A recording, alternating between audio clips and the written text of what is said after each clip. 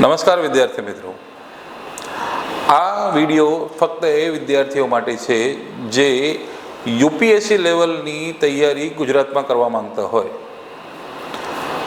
ગુજરાતની અંદર અત્યારે એકેડમીઓનો રાફ્થો ફાટ્યો છે, તમે જાણો જ છો.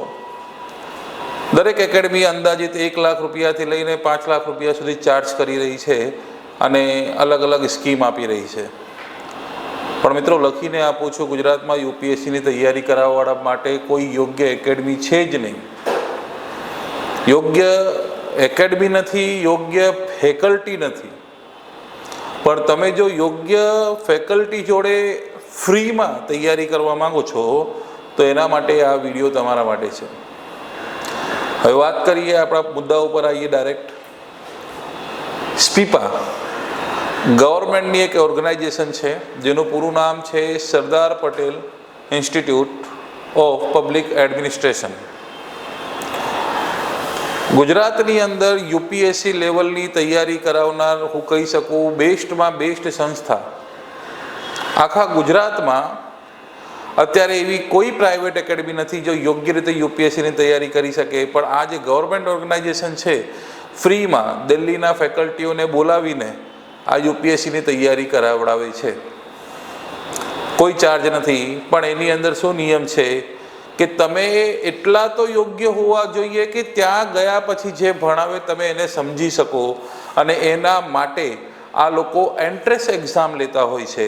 દર વર્ષે એન્ટ્રન્સ એક્ઝામ લે છે અને એન્ટ્રન્સ એક્ઝામ લીધા પછી જે લોકો સિલેક્ટ થશે એ જ લોકોને અહીંયા બોલાવવામાં આવશે અને સમગ્ર તૈયારી વિથ મટીરિયલ ફ્રીમાં કરાવવામાં આવશે.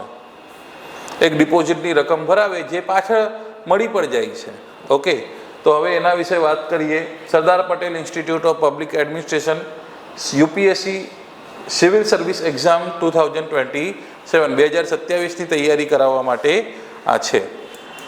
વાત કરીએ એની વેબસાઇટની, તો એની વેબસાઇટ છે ojas.gujarat.government.in. આ વેબસાઇટ પર જજો. આ વેબસાઇટ પર તમને ફોર્મ ભરવાનું મળશે. ઓકે, અરજી કરવાની તારીખની વાત કરીએ તો એની તારીખ છે 7/8/2026 થી 5/9/2026. એટલે કે ફોર્મ ભરાવાના ચાલુ થઈ ગયા છે.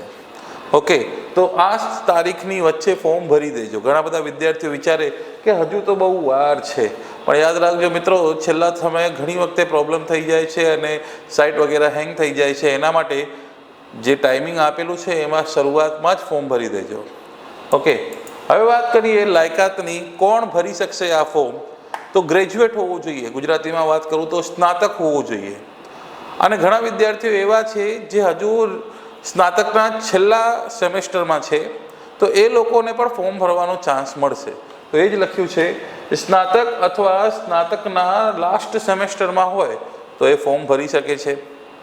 અને એક બીજી શરત મૂકી છે, શું કે તમે જે સ્નાતકનો કોર્સ કર્યું છે, સ્નાતક કર્યું છે, એ ગુજરાતમાંથી કરેલ હોવું જોઈએ. તો અહીંયા એ જ લખ્યું છે, સ્નાતકની પરીક્ષા ગુજરાતમાંથી પાસ કરેલ હોવી જોઈએ.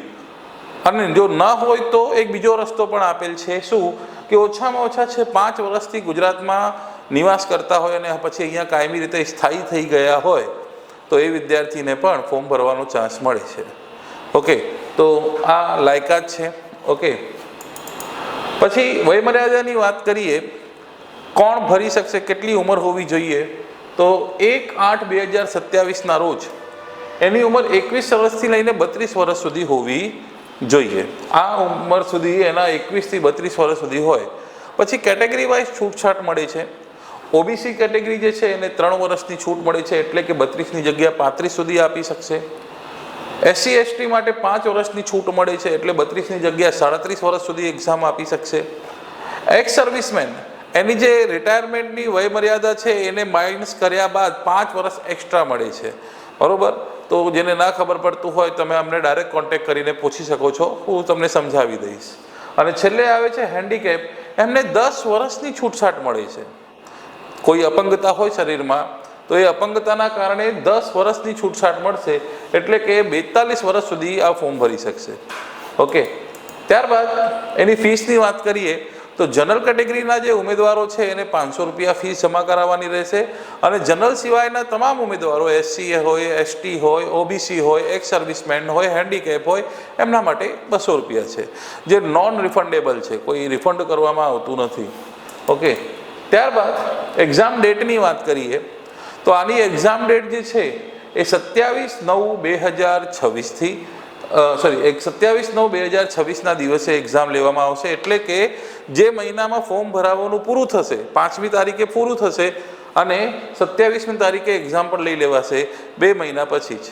અત્યારથી કહી શકાય 8મો ચાલે છે એટલે 9મો, એટલે 1 મહિના જ બાકી છે. અંદાજિત 50 જેટલા દિવસો ગણી શકાય આપણે. ઓકે, પેપર 2 આવશે, એક GS પેપર 1, એક GS પેપર 2. GS પેપર 1 જે હશે એમાં થિયરિકલ સબ્જેક્ટ રહેશે, જેમ કે history, geography, polity, economics, science, international relations, current affairs, આ બધા સબ્જેક્ટો હશે. થિયરિકલ સબ્જેક્ટ 100 ક્વેશ્ચન હશે, એક ક્વેશ્ચનના 2 માર્ક, ટોટલ માર્ક્સ હશે 200. અને ત્યાર પછી GS પેપર 2 આવશે, એ CSET હશે, જેમાં મેથ્સ, રિઝનિંગ વગેરે જેવા સબ્જેક્ટો હશે અને 80 ક્વેશ્ચન હશે અને 200 માર્ક, એટલે કે એક ક્વેશ્ચનના 2.50 માર્ક. ઓકે, ટોટલ થઈને 400 માર્કનું હશે. અને ત્યાર પછી જેટલી સીટો હશે એના આધારે મેરિટ બનાવવામાં આવશે. અત્યારે સીટોની જાહેરાત નથી કરી કે કેટલી સીટો રહેશે, પણ એ એક્ઝામ સમયે એ લોકો જાહેરાત કરશે કે આટલા લોકોને અમને લેવાનું છે અને આટલા લોકો મેરિટમાં આવી ગયા છે.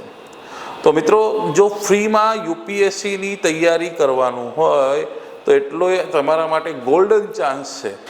ઓકે, ઘણા બધા વિદ્યાર્થીઓ જઈને 4-4, 3-3 લાખ રૂપિયા ફીસ ભર્યા પછી પણ સફળ થતા નથી. પણ આ જે છે UPSCના જે પણ રિઝલ્ટ આવે છે તમે એકવાર ચેક કરજો. 15 અથવા 20 જેટલા લોકો એવરેજ પાસ થાય છે આખા ગુજરાતમાંથી. તો એ બધા એક વખત તો અહીંયા એડમિશન લીધેલું જ હશે. અને ત્યાર પછી એકેડમીવાળાઓ તો તમે જાણો છો, અત્યારે માર્કેટમાં ઘણી બધી ધાંધલીઓ ચાલે છે કે એવા જે સક્સેસફુલ સ્ટુડન્ટ છે એને જઈને પૈસા આપીને, ઇમોશનલી અત્યાચાર કરીને કંઈક પણ રીતે કહીને બોલાવશે અને ફોટો લગાવી દેશે કે આ અમારા ક્લાસમાં સક્સેસફુલ વિદ્યાર્થી છે.